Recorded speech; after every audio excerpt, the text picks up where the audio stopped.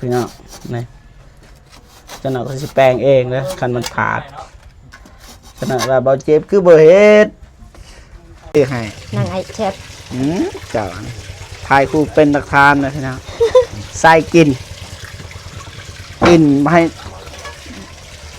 ไม่จอยกินเยอะๆจะได้มีแรงหมักมันสูงตามเขาหมักเจ้าอะไรหมักตางหมูพี่น้องหมักมันสูงเจ้าไหนก็ว่า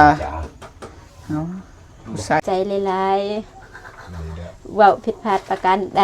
ขอโทษขออภัยเด้อไอเจ็บบ่เป็นยังบ่เป็นมันบ่ได้ผิดพลาดยังเลยพี่น้องนะคันสิเว้าเรื่องความผิดพลาดก็มันก็บ่ค่อยได้ยินนะน้องเดิมนะสมมุติว่าผิดพลาดก็บ่ว่ากันเพราะว่าคนเฮามันต้องมีผิดพลาดนะอยู่ใส่ก็คือกันนะบ่ว่าอยากให้มันลอยเลยนั่นนี่นั่นเพอร์เฟคมันบ่เคยมีพี่น้องมันต้องมีผิดพลาดว่าจาบางทีก็บ่สุภาพก็บ่เป็นหยังก็ส่วนหลายก็บ่ได้เว้าอีหยังนะน้องเดิมรู้สึกว่าไม่ได้เว้าคำสุภาพตลอดคนดีคันมันผิดพลาดก็บ่ได้โทษนะ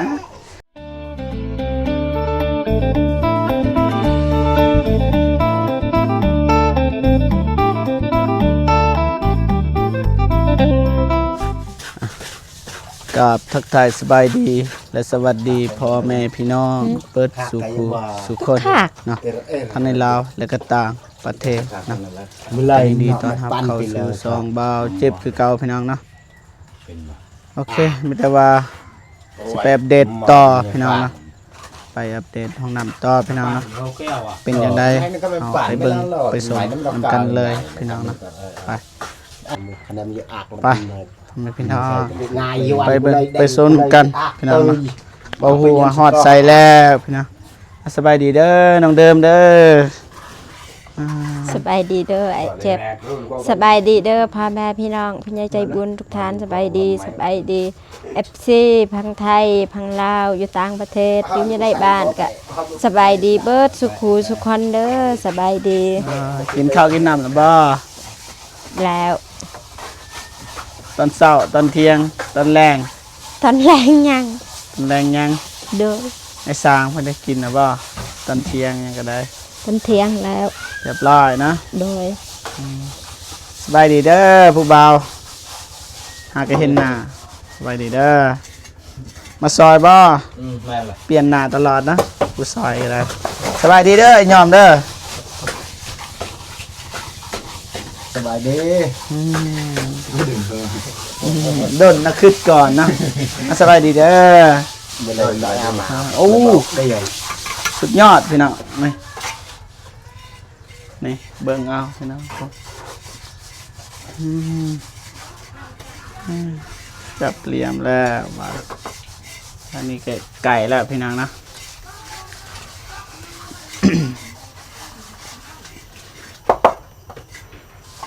อันนี้ไม่ได้ว่าเอาดินทมก่อนไปนั่งทมมากระเทไม่ได้เศษเลยสิทมมานี่มือมามือเ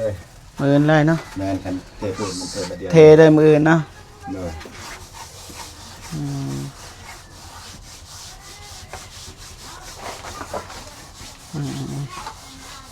เริ่มแล้วเป็นหูเป็นห้างเลย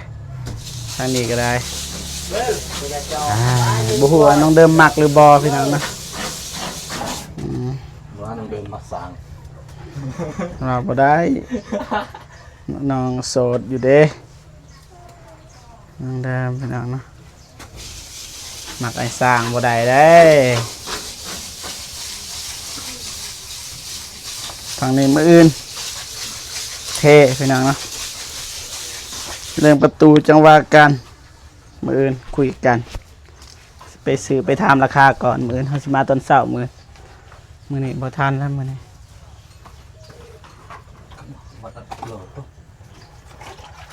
ก็โดนเชี่ยเอาโลบโดนกูโลบอยู่เนาะกูโลบมันเป็นคักอันเดิมเป็นคนแท้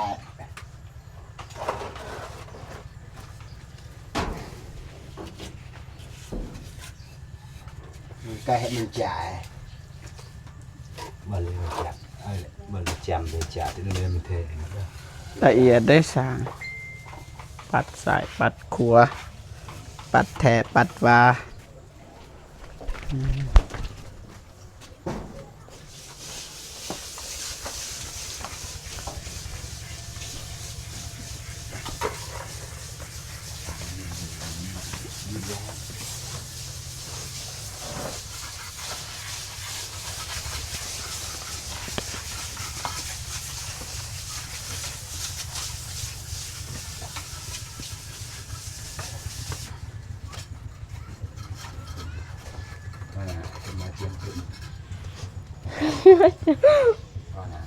ซึ่งหนอก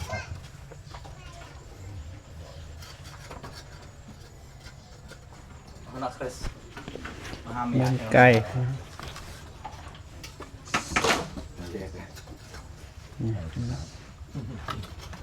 ไงเติบพี่น้อง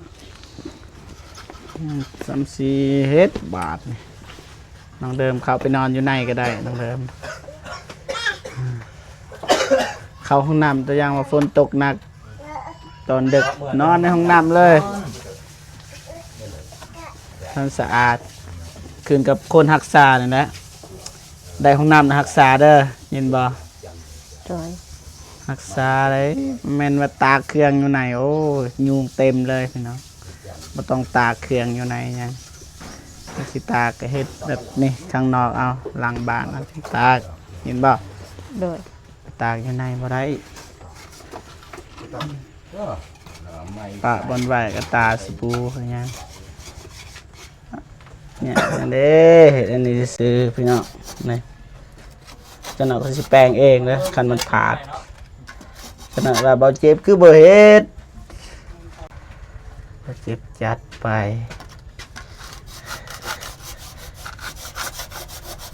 นี่แบบนี้พี่น้องเอาขูดนะ เทมแล้วนะปะมันตกใส่แป้งกันเลยจ้ะ ตกแซนว่าว่าละทีมโอ้ มันสั่งใจแข่งเลย มันใส่งานบ่ได้นะ ได้ไปสมใหม่จะแบบนั้นจริงเสียหรอตอนนี้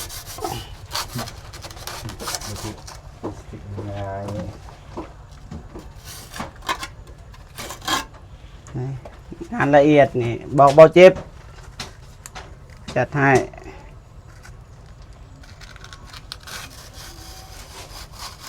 นี่งานละเอียดนี่บอกเบาเจ็บ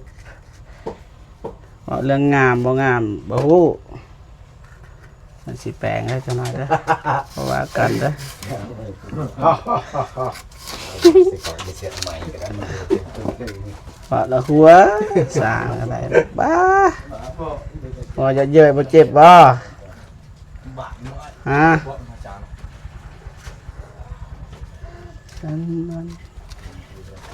โอ้แข็งเลยอยู่นี่เด้เนาะแทงบ่เข้าบ่เข้า สู้ๆเด้อไอ้เจ็บ คำนี้นี่จนเบื่อเลยสู้ๆอีกบ่มีบ่คำอื่นอีกอย่างตะม่วนกว่านี้บ่มีบ่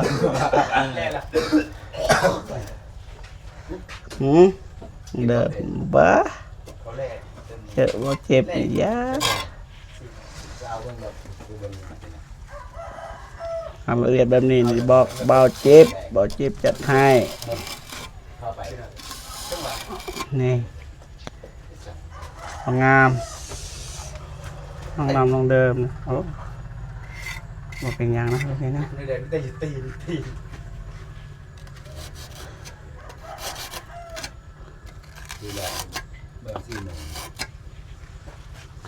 อันนี้มันแข็งนะนี่ ลองกดเลยเนี่ยสี่บอล5บอลเจ้าจะกลัวไปมองหา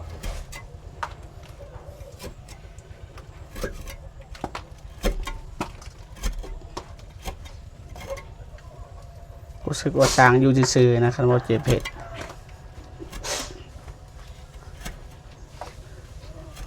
สร้างเพิ่นกั้นหายใจ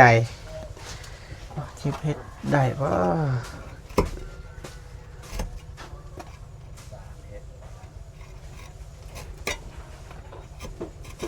การหายใจร้อยสามเพื่อม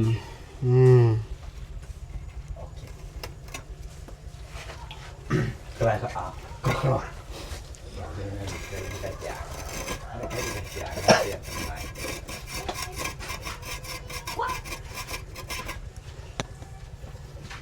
สบายดีบ่าวยิง สบายดีสบายดี ก่อนจะไปเนาะ อาจจะเพิ่มข้อหาเอานานเลยจะได้จิบน้อย ตัว ได้ ปาก ก็เลยก็เดียวตัวนี้ก็แล้ว ต้องให้จังแปลง ตัวหัวจะนะ ตัวปาก เฮ้ยเป็นเบาแล้วกับนี้ไปตามแผน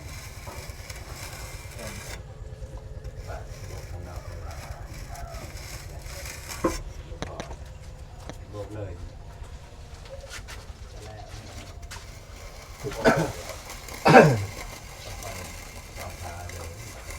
พุ่งหน้า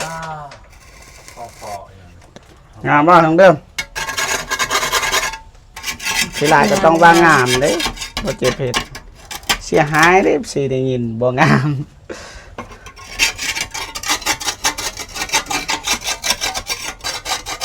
นี่เอาไว้2ผู้บ่าวนี่ ผู้บ่าวเต็มสองอย่างนะ 2ก็บ่เห็นนั่นเด้ บ่ยิงแอร์ซ่อมวะแอร์ซ่อมวะ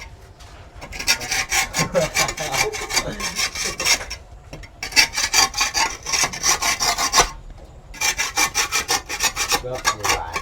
ตามเย่มันตกนี่แล้วคุณเตอร์นี่ก็บอกได้แต่ไหมมันโตมันโตก็งันหนอนแล้วว้ายเลยโตตกมาตา โอเคต่อพี่น้องเนาะต่ออีกนี่นี่พี่น้องปึ๊บหมาดหลายเจ้าสร้างไงมีคำบรรยายเลยเบื้องนี้นี่บ่ต้องพูดถึงตอนนี้แกนี่ได้แล้วปัดอีกหน่อยหนึงนี่ตอนนี้นะเพราะว่าอายเพิ่นว่าบ่ทันสำเร็จนะเพราะสิเฮ็ดให้มันงามกว่านี้อีกอายเพิ่นว่าแต่ว่าตอนนี้กำลังเฮ็ดอีกพี่น้องนะ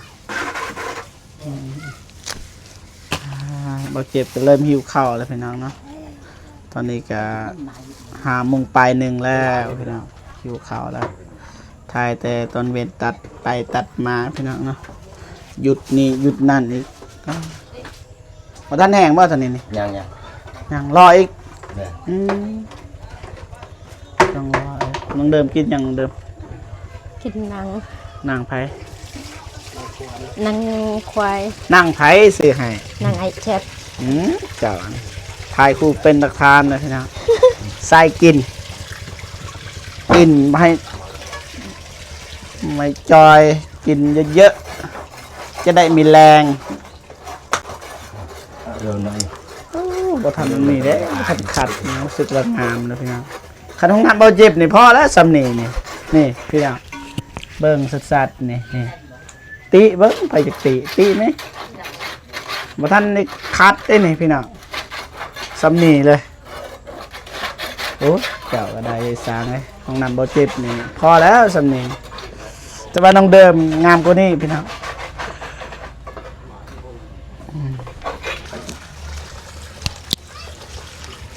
ยอดเยี่ยม ยอดเยี่ยมเยี่ยมยอด เลยสร้างสุดยอดเยี่ยมงาม บ่เจ็บก็เฮ็ดนะพี่น้องหักก่อนบ่เจ็บซื้อปลาทูก็เหล่านำพี่น้องนะไอ้สร้างนี่เป็นยาปลาทูเบิดก็ซื้อนั่งอีกพี่น้องนี่นั่งนี่ นางขอบใจบอกใจเป็นไรเด้อ เด้อเด้อ สร้างมาเลยเนาะ ทาง ปลาทูเบิดเลย ยาปลาแป้งนะครับข้าวปูเนาะขอบใจหลาย ดอยบ่เป็นหยังเอาเจ็บก็กินน้ำพี่น้องนะน้องเดิมแห่งกินลายกว่าหมู่ต้องกินลาย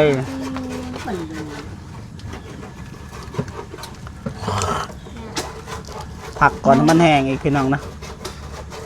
มันน้องเดิมบ่พักกินเลย เอานักเลย กำลังโม บ่เหลือสิบ่ตุ๋ยพี่น้องกินเป็นกินพี่น้องนะ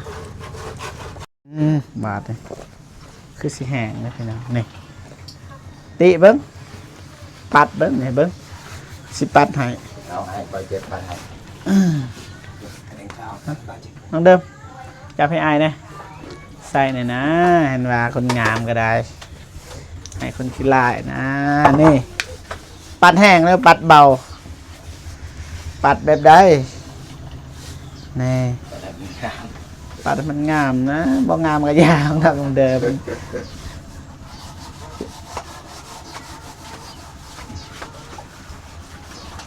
นี่หมักแบบได้ตอนนี้เนี่ยออกนี่แกะออกแบบนี้นะมาให้มันติดกับใหม่เลยให้มันติดกันดีพอติดกันยามนะ ทุ่งไรแม่ใหญ่กระปิ่งสัตว์กระปิ่ง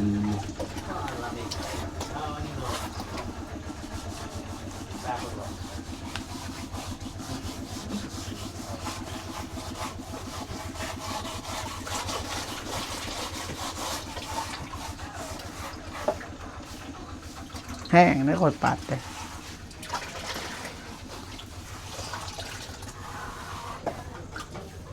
คักบ่ คัก คักบ่จะมานอนอยู่นี่บ่คือผ้าห่มคือเสื้อคือมอนมุ้งนอนอยู่นี่ก็คัก ดีเปี เดี๋ยวย เวลา ปัดอับ บ่ต้องอาบเวลาตัวอย่างว่าเจ็บท้องนะบ่รู้สึกว่าบ่สบายไปกลางทาเลย นี่ก็ท้ายวันนี้นะขึ้นจังไดว่าจากใดของมันสูงขึ้นจังไดนี่นะตัวนี้นี่ขึ้นจังได มักแนวนั้นมักมันสูงตามเฮามัก เออเจ้าเป็นอะไรหมักตางหมูพี่น้องหมักมันสูงจังไดก็ว่าเอาใส่ให้พี่น้องหมักแบบใด เอาไปอยู่กับคุณกำมัน เจ็บเนี่ยคันปัดเลยเด้อคนดุพูดว่าบ่เจ็บคนดุมันดุนอนนะเฮ็ดเวียงขี้ขาดโอเคแล้วห้องน้ำซ้ำนี่เช้าซ้ำได้ เรียบร้อยสุดยอดจริงๆไอ้สาง สุดยอดจริงๆจริงจริงก็ใส่ให้ที่รางวัลอ่า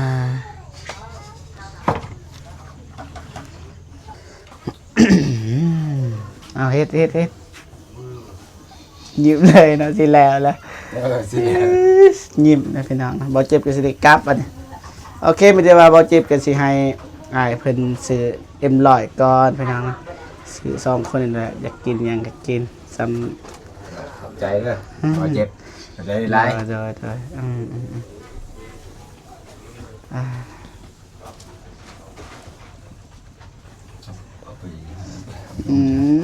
นี่ยิ้มเลยนะจะได้ไอ้ก็รอไก่แล้วพี่น้องนี่สำเร็จเสร็จสิ้นพี่น้องเนาะ สวย สวย สวยจริงๆ ได้ว่าซ้ำน้องเดิมความงาม ห้องน้ำงามกว่าน้องเดิม น้องเดิมก็งามพี่น้องเนาะ ขอบใจหลายๆเด้อไอเจ็บที่มาเยี่ยมมายามน้องเดิมด้วยมาตลอดที่ซัพพอร์ตด้วยมาตลอดใจหลายๆเว้าผิดพลาดประการใดขอโทษขออภัยนำเด้อไอเจ็บ ได้คันสิเว้าเรื่องผิดมันบ่มีบอนผิดดอกพี่น้องเนาะเคยสิเว้าก็บ่เจ็บเข้าใจ เว้าบ่สุภาพบันไดขอโทษขออภัยนำเด้อไอเจ็บ ได้บ่เป็นหยังบ่เป็นหยัง นำพ่อแม่พี่น้อง FC สุขูสุขคนเว้าบ่สุภาพบันไดประการใดก็ขอโทษขออภัยนำเด้อ บ่เป็นหยังมันบ่ได้ผิดพลาดอีหยังเลยพี่น้องนะคันสิเว้าเรื่องความผิดพลาดก็มันก็บ่ค่อยได้ยินนะน้องเดิมนะสมมุติว่าผิดพลาดก็บ่ว่ากันเพราะว่าคนเฮามันต้องมีผิดพลาดนะอยู่ไสก็คือกันนะบ่ว่าอยากให้มันลอยเลยนั่นนี่นั่นน่ะเพอร์เฟกต์มันบ่เคยมีพี่น้องมันต้องมีผิดพลาดว่าจาบางทีก็บ่สุภาพก็บ่เป็นหยังก็ส่วนหลายก็บ่ได้เว้าอีหยังนะน้องเดิมรู้สึกว่าไม่ได้เว้าคำสุภาพตลอดคนดี คันมันผิดพลาดก็บ่ได้โทษนะ ไอ้ บางคน เจ็บ น่ะ ก็บ่เคยเว้าผิดพลาดอีหยังน้อง เคย มีแต่ หายต ส ลอ อ ด น ให้ตลอดบางเทื่อก็เห็นน้ำตาพี่น้องเนาะน้ำตาเดิมๆก็บ่เป็นหยังโอเคประมาณนี้พี่น้องเนาะสำเร็จบ่เรียบร้อยตบมือตบมือตบมือนะเสียแดงรู้สึกว่ามีความสุขพี่น้องเนาะสำเร็จเรียบร้อยพี่น้องมื้ออื่นนี่ภารกิจนี้แล้วก็สิไปทำประตูเลยพี่น้องเนาะสิไปทางในเมืองพี่น้องสิไปทำก็สิแจ้งทั้งผู้ใหญ่ใจดีนั่นแหละพี่น้องนะประมาณนี้ไม่แต่ว่าพักพรอนามัยนี่ก็ล้างให้เรียบร้อย จึงพักได้ท่านบอกว่าให้พักโอเคประมาณนี้พี่น้องนะ โอเคพ่อแม่พี่น้องนะบ่าวเจ็บกับสิขอเดินทางกลับบ้านก่อนพี่น้องนะจังใดก็ขอบุญกับคุณผู้ใหญ่ใจดีและFCทุกท่านที่เข้ามาให้กำลังใจบ่าวเจ็บตลอดมาพี่น้องนะโอเค